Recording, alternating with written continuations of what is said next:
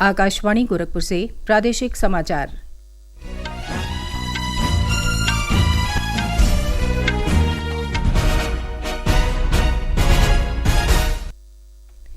नमस्कार। समाचार बुलेटिन के साथ मैं सुकीर्ति असाना। पहले मुख्य समाचार।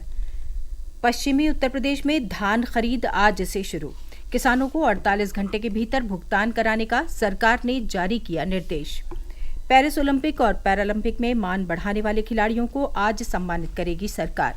लखनऊ के इंदिरा गांधी प्रतिष्ठान में होगा सम्मान समारोह।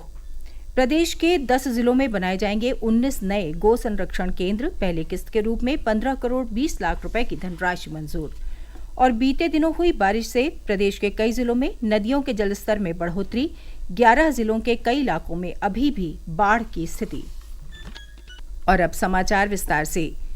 पश्चिमी उत्तर प्रदेश में आज से धान खरीद शुरू हो जाएगी। इसे लेकर प्रदेश सरकार की तरफ से तैयारियां पूरी कर ली गई हैं। लखनऊ संभाग के जिलों में अलग अलग तिथियों में धान खरीद होगी।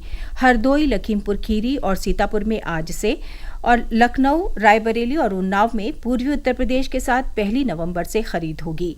धान का न्यूनतम समर्थन मूल्य 2,300 रुपये और धान ग्रेड ए का 2,320 रुपये प्रति कुंतल निर्धारित किया गया है। प्रदेश के सभी जिलों में किसानों द्वारा धान बिक्री के लिए खाद्य रसद विभाग और अन्य क्रय एजेंसियों के कुल 4,000 क्रय केंद्र निर्धारित किए गए हैं। प्रदेश सरकार ने किसानों को 48 घंटे के भीतर भुगतान कराने का निर्देश दिया है।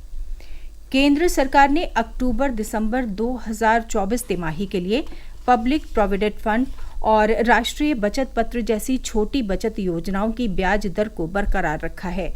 ये लगातार तीसरी तिमाही है जब इन बचत योजनाओं की ब्याज दर में कोई बदलाव नहीं किया गया है। वित्त मंत्रालय की ओर से जारी अधिसूचना के अनुसार पब्लिक प्रोविडेंट फंड पर 7.1% तथा किसान विकास पत्र पर 7.5% की दर से ब्याज मिलेगा। प्रदेश के परिषदीय प्राथमिक और उच्च प्राथमिक विद्यालयों की महिला शिक्षकों और कर्मचारियों को अब एक बार में ही 30 दिनों की चाइल्ड केयर लीव CCL मिलेगी। अब उन्हें इसके लिए अलग से शपथ पत्र नहीं देना पड़ेगा। इस संबंध में महानिदेशक स्कूल शिक्षा कंचन वर्मा की ओर से आदेश जारी कर दिए गए हैं। पेरिस ओलंपिक और पैरालंपिक में देश और प्रदेश का मान बढ़ाने वाले खिलाड़ियों को आज प्रदेश सरकार की तरफ से सम्मानित किया जाएगा। राजधानी लखनऊ के इंदिरा गांधी प्रतिष्ठान में होने वाले सम्मान समारोह में मुख्यमंत्री योगी आदित्यनाथ 14 ओलंपियंस और पैरा ओलंपियंस को कुल 22 करोड़ 70 लाख रुपए की पुरस्कार राशि प्रदान करेंगे। इसके अलावा ओलंपिक और पैरालंपिक में प्रतिभाग करने वाले खिलाड़ियों को भी कुल 70 लाख रुपए की धनराशि दी जाएगी। आज जिन खिलाड़ियों को सम्मानित किया जाएगा उनमें ओलंपिक में कांस्य पदक जीतने वाली भारतीय हॉकी टीम के खिलाड़ी ललित उपाध्याय और राजकुमार पाल तथा पैरालंपिक में रजत पदक जीतने वाले सुहास एलबाई, प्रीतिपाल, अजीत सिंह, पारुल चौधरी, अनुरानी, प्रियंका गोस्वामी, प्राची चौधरी, साक्षी कसाना, दीपेश कुमार और यश चौधरी प्रमुख रूप से शामिल हैं। कानपुर के ग्रीन पार्क स्टेडियम में भारत और बांग्लादेश के बीच खेला जा रहा दूसरा क्रिकेट टेस्ट मैच रोमांचक मोड़ पर पहुंच गया है। बारिश से प्रभावित मैच के चौथे दिन कल बांग्लादेश की पहली पारी को 233 रन पर समेटने के बाद भारत ने 285 रन बनाकर अपनी पारी घोषित कर दी। चौथे दिन का खेल समाप्त होने तक बांग्लादेश ने दूसरी पारी में 26 रन पर 2 विकेट गंवा दिए थे। हमारे प्रतिनिधि की रिपोर्ट। कानपुर नगर के ग्रीन पार्क में चल रहे भारत बांग्लादेश दूसरे टेस्ट मैच के चौथे दिन बांग्लादेश ने लंच तक 6 विकेट पर 205 रन बना लिया। लंच के बाद पूरी टीम 233 रन के स्कोर पर सिमट गई। टेस्ट के पहले दिन बांग्लादेश ने 35 ओवर में 3 विकेट के नुकसान पर 107 रन बनाए थे। वहीं भारत ने पहली इनिंग में 34.4 ओवर में 9 विकेट के नुकसान पर 285 रन का स्कोर खड़ा किया है। दिन का खेल खत्म होने तक बांग्लादेश की दूसरी पारी में 2 विकेट पर 26 रन बना लिया है। आकाशवाणी समाचार के लिए कानपुर नगर से मैं राजेश श्रीवास्तव। प्रदेश सरकार सीतापुर में 200 बेड वाले पुरुष जिला अस्पताल का निर्माण कराएगी। नियोजन विभाग की देखरेख में 107 करोड़ रुपए की लागत से इसे तैयार किया जाएगा। सभी निर्माण कार्यों को पूरा करने के लिए 18 महीने की अवधि निर्धारित की गई है। प्रादेशिक समाचार आप आकाशवाणी गोरखपुर से सुन रहे हैं। ये समाचार बुलेटिन हमारे YouTube channel AIR news Gorakhpur और X हैंडल AIR News_GKP पर भी उपलब्ध है। प्रदेश सरकार ने 10 जिलों में 19 नए गो संरक्षण केंद्र बनाने का निर्णय लिया है। नए गो संरक्षण केंद्र अयोध्या, आगरा, कुशीनगर, हरदोई, हापुड़, मिर्जापुर, पीलीभीत, बाराबंकी, बांदा और शाहजहांपुर जिले में बनाए जाएंगे। इन केंद्रों के निर्माण के लिए पहली किस्त के रूप में 80 लाख रुपए की दर से कुल 15 करोड़ 20 लाख रुपए की धनराशि सरकार की तरफ से मंजूर की गई है। प्रदेश सरकार ने गो सेवा आयोग में अध्यक्ष, उपाध्यक्ष और सदस्यों के पदों पर नियुक्ति कर दी है। झांसी के श्याम बिहारी गुप्ता को गो सेवा आयोग का अध्यक्ष और कुशीनगर के जसवंत सिंह उर्फ अतुल सिंह तथा बस्ती के महेश कुमार शुक्ल को उपाध्यक्ष नामित किया गया है। वहीं मुरादाबाद के दीपक गोयल, महोबा के राजेश सिंह सेंगर और फिरोजाबाद के रमाकांत उपाध्याय को सदस्य बनाया गया है। इलाहाबाद हाई कोर्ट ने मथुरा में श्री कृष्ण जन्मभूमि और शाही ईदगाह विवाद में मुस्लिम पक्ष की रिकॉल अर्जी पर पक्षकारों को ईमेल से जवाब दाखिल करने की अनुमति दी है। साथ ही मामले में अगली सुनवाई के लिए 16 अक्टूबर की तारीख तय की है। कल मुस्लिम पक्ष की रिकॉल अर्जी पर हिंदू पक्षकारों ने अपना जवाब दाखिल किया। आज राष्ट्रीय स्वैच्छिक रक्तदान दिवस है। इस अवसर पर रक्तदान करने और इसे लेकर लोगों को जागरूक करने के लिए प्रदेश भर में विभिन्न कार्यक्रमों का आयोजन किया जाएगा।